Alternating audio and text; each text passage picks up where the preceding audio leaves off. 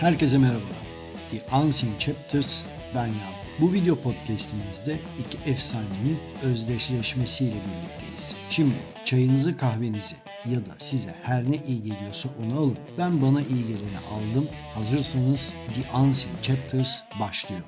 1960'lı yıllar Amerika'nın Vietnam'da çukura saplandığı ve çıkamadığı sert bir dönem.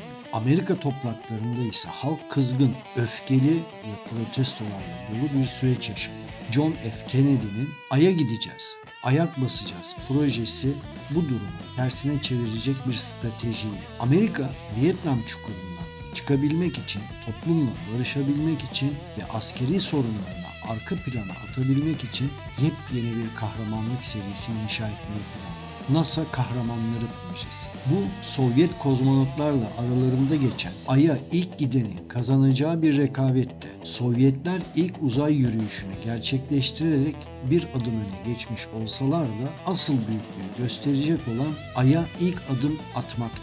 Ve NASA bunu Sovyetlerden önce gerçekleştirmek istiyor. Şöyle düşünün, her akşam kafanı kaldırıp gökyüzüne bakıp da gördüğün o kasvetli ay yüzeyinde bir vatandaşın yürüdüğünü bilmek. İşte o her şeyi unutturacak sihirli an ve NASA bunun peşinde.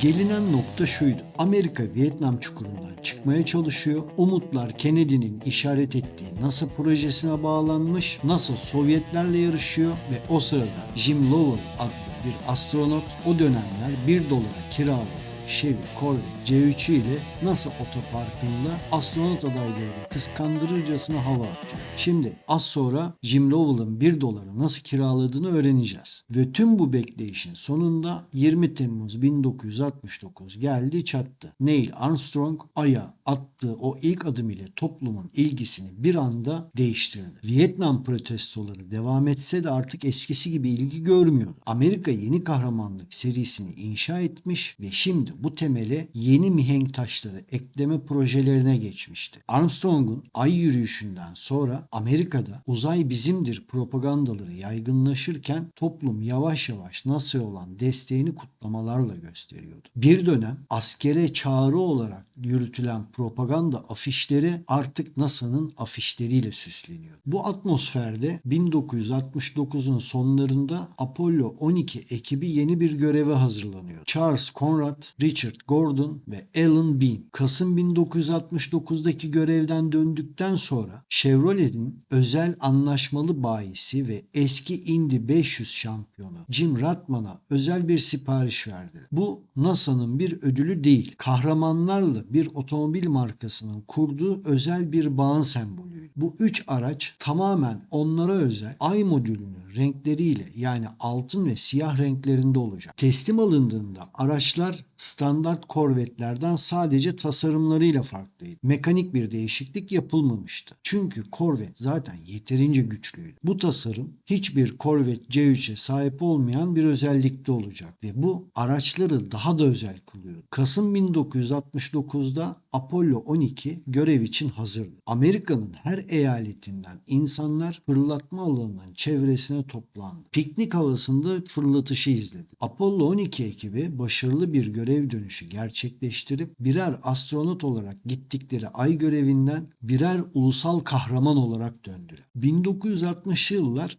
Amerikan otomobil piyasasında tam bir rekabet fırtınasıydı. Ford Mustang'i kasırga gibi piyasaya sürmüş, halkın aklını başından almış. Chevrolet ise buna en iyi yanıtı Camaro SS'le veriyordu. Ancak Chevrolet Ford'un Thunderbird'üne karşılık 2 kişilik spor otomobil araba konseptinde tasarımını radikal bir şekilde değiştirdiği Corvette C3 ile hayranlarından beklenmedik tepkiler topladı. Corvette C3 önceki zarif hatlarını kaybetmiş, yerine daha sert, daha vahşi, daha sıra dışı, agresif bir tasarım getirmişti. Bu tasarım onu ya tarihin en çok tartışılan arabalarından biri yapacak ya da bir efsaneye dönüştürecek. Ancak Chevrolet sadece tasarıma değil, motorun gücüne de güveniyor. Zira C3'ün kaputu altında o dönemin en güçlü V8 motorlarından biri yatıyordu. Onu da en özel ve güçlü kılan buydu. Tam da bu dönemde NASA astronotlarından gelen bir sipariş Chevrolet yöneticilerini hem şaşırttı hem de gururlandırdı. Çünkü bu sipariş sadece bir araba siparişi değildi. O zaten güçlü olan Corvette C3'ü bir Amerikan rüyasına, yepyeni bir kahramanlık sisteminin sembolüne dönüştürecek. NASA'dan gelen bu sipariş C3'ün hem tasarımını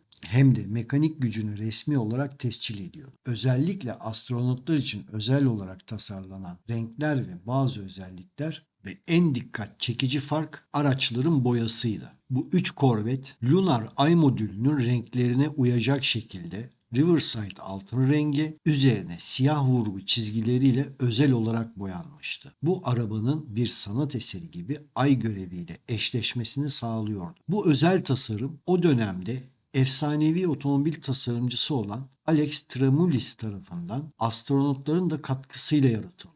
Bu durum otomobil dünyasının ve bu projenin ne kadar önemli olduğunu da vurguluyordu. Araçların her birinde sahibini belirten küçük bir detay bulunuyordu. Çamurluklarındaki kırmızı, beyaz ve mavi çıkartmalarla hangi korvetin hangi astronota ait olduğu anlaşılıyordu. Bu renkler onların uzay kapsülündeki yiyecek paketleme renkleriyle aynıydı. Otomobil yorumcuları araçların motor gücünden veya ekstra performans özelliklerinden ziyade bu kişiye özel ikonik tasarım detaylarına hayran kalmışlardı. Zaten Corvette'ler o dönemde kendi başlarına fazlasıyla güçlüydü. Onları efsane yapan şey bu gücün bir kahramanlık sembolüyle birleşmesiydi. Ayrıca Chevrolet ve NASA'nın amacı bu kahramanların ulaşılmaz süper otomobillere değil, halkın satın alabileceği fabrika çıkışı standart bir Amerikan spor arabasına güvendiğini göstermek. Bu propagandayı daha inandırıcı ve dokunaklı kılıyordu. O araçlar zaten gücün ve zerafetin sembolüydü. NASA astronotlarının vermiş olduğu bu 3 toplu siparişle birlikte Corvette C3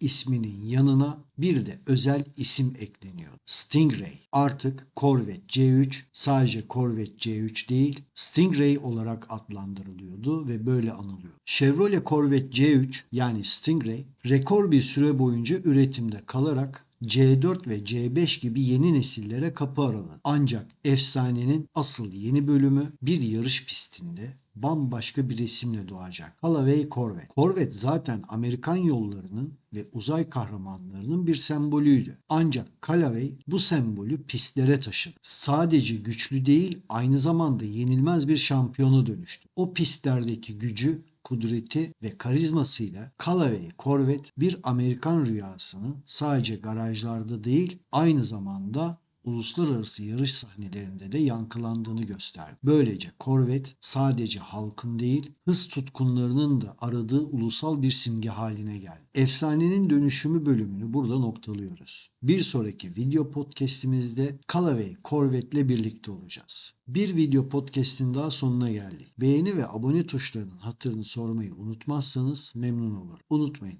desteğinizle kanalımı daha da büyütebilirim. Görüşmek üzere, sevgiler.